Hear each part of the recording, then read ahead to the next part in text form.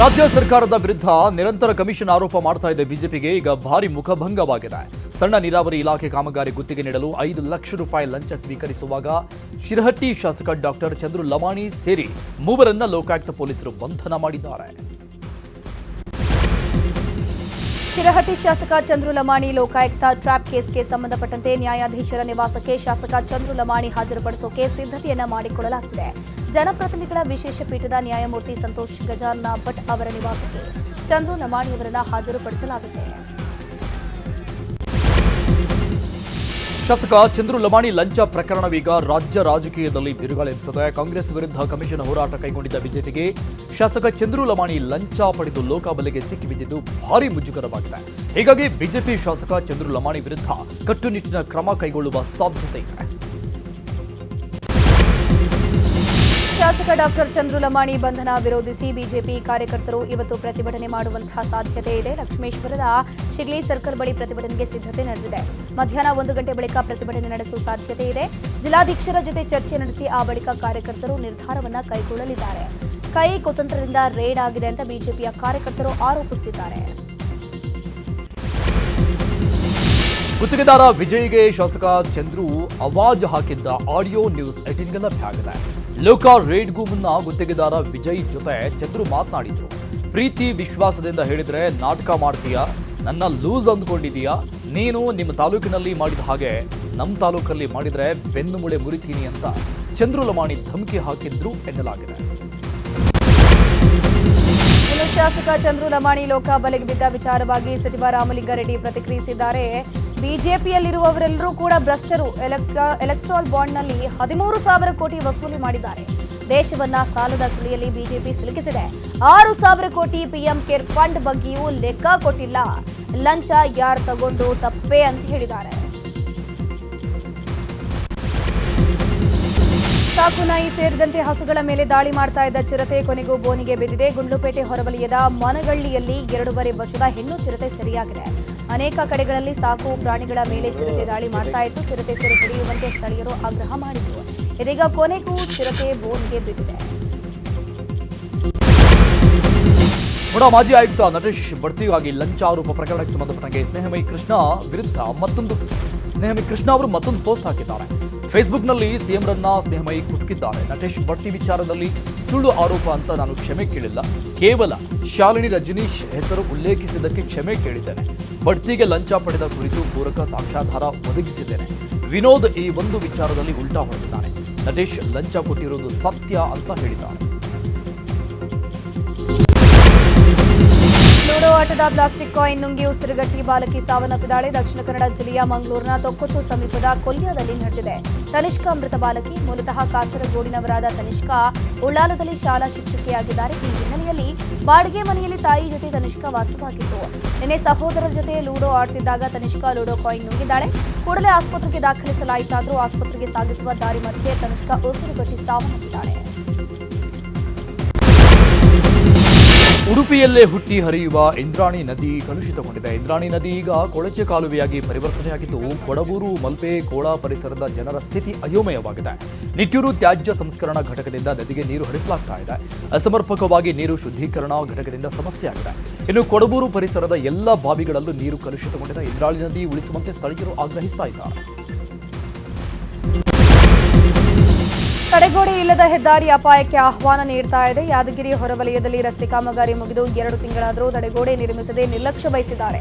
ಸ್ವಲ್ಪ ಯಾಮಾರಿದ್ರೂ ರೈಲ್ವೆ ಸೇತುವೆಗೆ ಬೀಳೋದು ಪಕ್ಕಾ ಎಂಬಂತಹ ಸ್ಥಿತಿ. ಹೈದರಾಬಾದ್ ಟು ವಿಜಯಪುರ ಸಂಪರ್ಕದ ರಾಜ್ಯ ಹೆದ್ದಾರಿಯಲ್ಲಿ ಜನರು ಜೀವ ಭಯದಲ್ಲೇ ಸಂಚರಿಸ್ತಾ ಇದ್ದಾರೆ. ತಡೆಗೋಡೆ ಜೀಬ್ರಾ ಕ್ರಾಸ್ ಲೈನ್ ಹಾಕುವಂತೆ ಸ್ಥಳೀಯರು ಆಗ್ರಹಿಸಿದ್ದಾರೆ.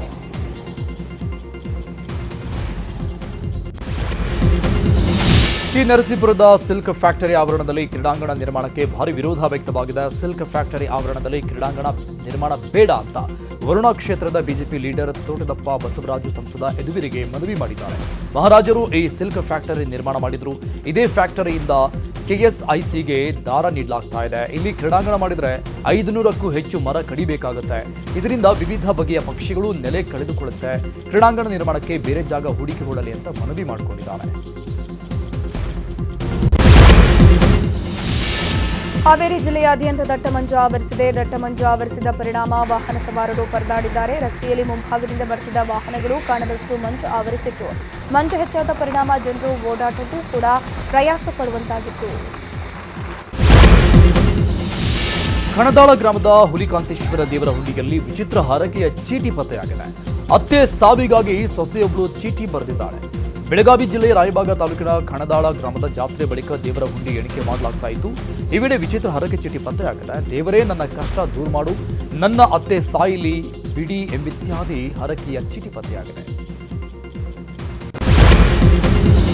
ಈ ವರ್ಷದಲ್ಲಿ ಬಿಎಂಟಿಸಿಗೆ ಹೊಸ 2,000 ಬಸ್ ಸೇರ್ಪಡೆಯಾಗಲಿದೆ. 2,000 ಹಳೆ ಬಸ್ಗಳನ್ನು ಗುಜರಿಗೆ ಹಾಕಿ ಹೊಸ ಬಸ್ ಖರೀದಿಗೆ ಬಿಎಂಟಿಸಿ ಮುಂದಾಗಿದೆ. ಬಸ್ಗಳು ಹಳೆಯದಾಗಿದೆ. ಬಸ್ಗಳಿಂದ ಆಗಾಗ ಸಮಸ್ಯೆ ಆಗ್ತಿದೆ. ಈ ಹಿನ್ನೆಲೆಯಲ್ಲಿ 2,000 ಬಸ್ ಅನ್ನ ಸ್ಕ್ರಾಪ್ ಮಾಡಿ ಆ ಜಾಗಕ್ಕೆ ಇವಿ ಬಸ್ಗಳನ್ನು ರಿಪ್ಲೇಸ್ ಮಾಡೋಕೆ ನಿಗಮ ಮುಂದಾಗಿದೆ. ರಾಜಕೀಯ ಸುದ್ದಿ ನೋಡೋಣ. ಕದನ ಈಗ ದೆಹಲಿ ಅಂಗಳ ತಲುಪಿದೆ. ಈಗಾಗಲೇ ದೆಹಲಿಯಲ್ಲಿರುವ ಸಿಎಂ ಆಪ್ತರಾದ ಸಚಿವ ಸತೀಶ್, ಶಾಸಕ ರಾಜಣ್ಣ, ಎಐಸಿಸಿ ಅಧ್ಯಕ್ಷ ಮಲ್ಲಿಕಾರ್ಜುನ ಖರ್ಗೆ ಅವರನ್ನ ಭೇಟಿಯಾಗಿ ಸಮಾಲೋಚನೆ ಮಾಡಿದ್ದಾರೆ. ಕೆಪಿಸಿಸಿ ಅಧ್ಯಕ್ಷ ಸ್ಥಾನದ ಬಗ್ಗೆ ಸತೀಶ್ ಜಾರಕಿಹೊಳಿ ಚರ್ಚೆ ನಡೆಸಿ ಸಂಪುಟದಲ್ಲಿ ಎಸ್ಟಿ ನಾಯಕರಿಗೆ ಅವಕಾಶ ನೀಡುವಂತೆ ಮನವಿ ಮಾಡಿದ್ದಾರೆ. ಇನ್ನು ಖರ್ಗೆ ಜೊತೆ ಮಾತುಕತೆ ನಡೆಸಿದ ರಾಜಣ್ಣ ಕೆಎಂಎಫ್ ಚುನಾವಣೆ, ಅಪೆಕ್ಸ್ ಬ್ಯಾಂಕ್ ಎಲೆಕ್ಷನ್ ಬಗ್ಗೆ ಚರ್ಚೆ ಮಾಡಿದ್ದಾರೆ. ಓಟ್ ಚೋರಿ ಬಗ್ಗೆ ತಮ್ಮ ಹೇಳಿಕೆ ಬಗ್ಗೆಯೂ ರಾಜಣ್ಣ ಸ್ಪಷ್ಟನೆ ಕೊಟ್ಟಿದ್ದಾರೆ ಎನ್ನಲಾಗಿದೆ. ರಾಜ್ಯ ಕಾಂಗ್ರೆಸ್ ನಾಯಕತ್ವದ ಬಿಕ್ಕಟ್ಟು ಕ್ಲೈಮ್ಯಾಕ್ಸ್ ಹಂತ ತಲುಪಿದೆ. ಇನ್ನು ನಾಯಕತ್ವ ಬಿಕ್ಕಟ್ಟಿನ ಬಗ್ಗೆ ಸಚಿವ ಸತೀಶ್ ಜಾರಕಿಹೊಳಿ ಖರ್ಗೆ ಬಳಿ ಪ್ರಸ್ತಾಪಿಸಿದ್ದಾರೆ ಎನ್ನಲಾಗಿದೆ. ಇನ್ನು ಶೀಘ್ರವೇ ನಾಯಕತ್ವ ಗೊಂದಲವನ್ನು ಬಗೆಹರಿಸ್ತೀವಿ ಅಂತ ಖರ್ಗೆ ಭರವಸೆ ಕೊಟ್ಟಿದ್ದಾರಂತೆ. ಈಗಾಗಲೇ ನಾವು ನಿರ್ಣಯ ತೆಗೆದುಕೊಳ್ಳದಿದ್ರೆ ಮುಂದಿನ ಚುನಾವಣೆಯಲ್ಲಿ ಇದು ಪಕ್ಷದ ಮೇಲೆ ಪರಿಣಾಮ ಬೀರತ್ತೆ ಅಂತ ಸತೀಶ್ ಜಾರಕಿಹೊಳಿ ಖರ್ಗೆ ಅವರನ್ನ ಎಚ್ಚರಿಸಿದ್ದಾರೆ ಎನ್ನಲಾಗಿದೆ. 16 ವರ್ಷದೊಳಗಿನ ವಿದ್ಯಾರ್ಥಿಗಳಿಗೆ ಶಾಲಾ ಕಾಲೇಜುಗಳಲ್ಲಿ ಮೊಬೈಲ್ ಬ್ಯಾನ್ ಮಾಡಲು ಚಿಂತನೆ ನಡೆದಿದೆ. ಸೋಷಿಯಲ್ ಮೀಡಿಯಾ ಗೀಳು ಕಡಿವಾಣ ಹಾಕಲು ಸಿಎಂ ಪ್ಲಾನ್ ಮಾಡಿಕೊಂಡಿದ್ದಾರೆ. ಸರ್ಕಾರಿ ವಿವಿ ಕುಲಪತಿಗಳ ಪ್ರಗತಿ ಪರಿಶೀಲನಾ ಸಭೆಯಲ್ಲಿ ಈ ಬಗ್ಗೆ ಸಿಎಂ ಅಭಿಪ್ರಾಯ ಕೇಳಿದ್ದಾರೆ. ಸಿಎಂ ಪ್ರಸ್ತಾವನೆಗೆ ವಿವಿ ಕುಲಪತಿಗಳು ಒಪ್ಪಿಗೆ ಸೂಚಿಸಿದ್ದಾರೆ. 16 ವರ್ಷದೊಳಗಿನ ವಿದ್ಯಾರ್ಥಿಗಳಿಗೆ ಹಾಗೂ ಶಾಲಾ ಕಾಲೇಜು ಕ್ಯಾಂಪಸ್ನಲ್ಲಿ ಮೊಬೈಲ್ ಬ್ಯಾನ್ ಮಾಡಲು ಸಲಹೆ ಕೇಳಿಬಂದಿದೆ. ಕೊಪ್ಪಳದಲ್ಲಿ ಹುಲಿಕೇರಿ ಒತ್ತುವರಿ ಮಾಡಿ ದರ್ಗಾಕ್ಕೆ ರಸ್ತೆ ನಿರ್ಮಾಣ ಪ್ರಕರಣಕ್ಕೆ ಸಂಬಂಧಪಟ್ಟಂತೆ ಸಂಸದ ರಾಜಶೇಖರ್ ಹಿಟ್ನಾಳ್ ಪ್ರತಿಕ್ರಿಯಿಸಿದ್ದಾರೆ. ಕೆರೆ ಒತ್ತುವರಿಯ ಬಗ್ಗೆ ಜನರಿಗೆ ಶಿವರಾತ್ರೇಶ್ವರ ದೇವಸ್ಥಾನದವರಿಗೆ ಸಮಸ್ಯೆ ಇಲ್ಲ. ಮಾನವೀಯತೆ ದೃಷ್ಟಿಯಿಂದ ಹೊಂದಾಣಿಕೆಯಿಂದ ಹೋಗಬೇಕು. ದೇವಸ್ಥಾನ ಹಾಗೂ ದರ್ಗಾ ಎರಡಕ್ಕೂ ರಸ್ತೆ ಬೇಕು. ಕೆರೆ ಒತ್ತುವರಿಯಾಗಿದ್ರೆ ಎಂಎಲ್ಸಿ ಅರ್ಜಿಯನ್ನು ಕೊಡಿ, ಅಧಿಕಾರಿಗಳು ಕ್ರಮ ಕೈಗೊಳ್ತಾರೆ ಅಂತಂದ್ರು. ನಾಯ್ಕ ಕೊಲೆ ಆರೋಪಿ ಕಮಲಾಕರ ಭಟ್ ಮೇಲೆ ಇನ್ನೊಂದು ಪ್ರಕರಣ ದಾಖಲಾಗಿದೆ. ಶಿವಮೊಗ್ಗ ಮೂಲದ ಬಾಲಕಿಯೊಬ್ಬಳಿಗೆ ಕಿರುಕುಳ ನೀಡಿರೋ ಆರೋಪ ಕಮಲಾಕರ ಭಟ್ ಮೇಲಿದೆ. ಸದ್ಯ ಕಮಲಾಕರ ಭಟ್ ಮೇಲೆ ಪೋಕ್ಸೋ ಕೇಸ್ ದಾಖಲಾಗಿದೆ. ಪೋಕ್ಸೋ ಕೇಸ್ ಸಂಬಂಧವೂ ಪೊಲೀಸರು ತನಿಖೆ ಆರಂಭಿಸಿದ್ದಾರೆ. ಆನ್ಲೈನ್ನಲ್ಲಿ ವ್ಲಾಗಿಂಗ್ ಕ್ಯಾಮೆರಾ ಆರ್ಡರ್ ಮಾಡಿದ್ದ ವ್ಯಕ್ತಿಯೊಬ್ಬ ತನಗೆ ಬಂದಿದ್ದ ಆರ್ಡರ್ ನೋಡಿ ಥಂಡ ಹೊಡೆದಿದ್ದಾರೆ. ಹುಬ್ಬಳ್ಳಿ ಮೂಲದ ಉದ್ಯಮಿ ಆಲ್ಫ್ರೆಡ್ ಮಿರಾಂಡಾ ಆನ್ಲೈನ್ನಲ್ಲಿ 61,000 ಮೌಲ್ಯದ ಕ್ಯಾಮೆರಾ ಆರ್ಡರ್ ಮಾಡಿದ್ರು. ಆದರೆ ಆರ್ಡರ್ ಓಪನ್ ಮಾಡ್ತಾ ಇದ್ದಾಗ ಅದರಲ್ಲಿ ವಾಷಿಂಗ್ ಪೌಡರ್ ಇರುವುದು ಬೆಳಕಿಗೆ ಬಂದಿದೆ. ವಾಷಿಂಗ್ ಪೌಡರ್ ನೋಡಿ ಆಲ್ಫ್ರೆಡ್ ದಿಗ್ಭ್ರಮೆಗೊಳಗಾಗಿದ್ದಾರೆ. ಕಸ್ಟಮರ್ ಕೇರ್ಗೆ ಕರೆ ಮಾಡಿದ್ರೂ ಕೂಡ ಯಾವುದೇ ಸ್ಪಂದನೆ ಸಿಕ್ಕಿಲ್ಲ ಅಂತ ಆಲ್ಫ್ರೆಡ್ ಆರೋಪಿಸಿದ್ದಾರೆ. ರಾಜ್ಯದಲ್ಲಿ ಮ್ಯೂಲ್ ಅಕೌಂಟ್ಗಳ ವಿರುದ್ಧ ಸೈಬರ್ ಪೊಲೀಸರು ಸಮರ ಸಾರಿದ್ದಾರೆ. ದಾವಣಗೆರೆಯಲ್ಲಿ 2 ಸೈಬರ್ ವಂಚಕರು ಪೊಲೀಸರ ಬಲೆಗೆ ಬಿದ್ದಿದ್ದಾರೆ. 2 ಪ್ರತ್ಯೇಕ ಕೇಸ್ನಲ್ಲಿ ದಾವಣಗೆರೆ ಪೊಲೀಸರು 2ರನ್ನ ಬಂಧಿಸಿದ್ದಾರೆ. ಹೊನ್ನಾಳಿ ತಾಲೂಕಿನ ಕುಂಕುವ ಗ್ರಾಮದ ಪರಶುರಾಮ್ ಹಾಗೂ ಎಂಜಿನಿಯರಿಂಗ್ ವಿದ್ಯಾರ್ಥಿಯೊಬ್ಬನನ್ನ ಬಂಧಿಸಲಾಗಿದೆ. 6 ಮ್ಯೂಲ್ ಅಕೌಂಟ್ ಮೂಲಕ ಕೋಟ್ಯಾಂತರ ರೂಪಾಯಿ ವಂಚನೆ ಮಾಡಿರುವ ಆರೋಪ ಪರಶುರಾಮ್ ಮೇಲಿದೆ. ಇನ್ನು ಉದ್ಯೋಗ ಆಕಾಂಕ್ಷಿಗಳಿಗೆ ವಂಚನೆ ಮಾಡಿರುವ ಆರೋಪ ಎಂಜಿನಿಯರಿಂಗ್ ವಿದ್ಯಾರ್ಥಿ ಮೇಲಿದೆ. ರೋಗಿಯನ್ನ ಕರೆತರೋಕೆ ಎಮರ್ಜೆನ್ಸಿ ಸೈರನ್ ಹಾಕಿ ಹೊರಟಿದ್ದ ಆಂಬ್ಯುಲೆನ್ಸ್ ತಡೆದು ಪುಂಡನೊಬ್ಬ ಕಿರಿಕ್ ಮಾಡಿದ್ದಾನೆ. ಆನೇಕಲ್ ಸಮೀಪದ ಅಲಯನ್ಸ್ ಕಾಲೇಜು ಮುಂಭಾಗ ನಿನ್ನೆ ಸಂಜೆ ಈ ಘಟನೆ ನಡೆದಿದೆ. ಅಲಯನ್ಸ್ ಕಾಲೇಜು ಮುಂಭಾಗ ಕಾರ್ ಪಾರ್ಕ್ ಮಾಡಲಾಗಿತ್ತು. ಇದೇ ವೇಳೆ ಆನೇಕಲ್ನಿಂದ ರೋಗಿಯನ್ನ ಕರೆತರೋಕೆ ಆಂಬ್ಯುಲೆನ್ಸ್ ಹೊರಟಿತ್ತು. ಈ ವೇಳೆ ಕಾರ್ಗೆ ಆಂಬ್ಯುಲೆನ್ಸ್ ಅನ್ನು ಟಚ್ ಆಗಿದೆ. ಇದರಿಂದ ಕೆರಳಿದ ವಿದ್ಯಾರ್ಥಿಗಳು ಆಂಬ್ಯುಲೆನ್ಸ್ ತಡೆದು ಕಿರಿಕ್ ಮಾಡಿದ್ದಾರೆ. ಸ್ಥಳಕ್ಕೆ ಆನೇಕಲ್ ಪೊಲೀಸರು ಭೇಟಿ ನೀಡಿ ಪರಿಶೀಲನೆ ಮಾಡಿದರು.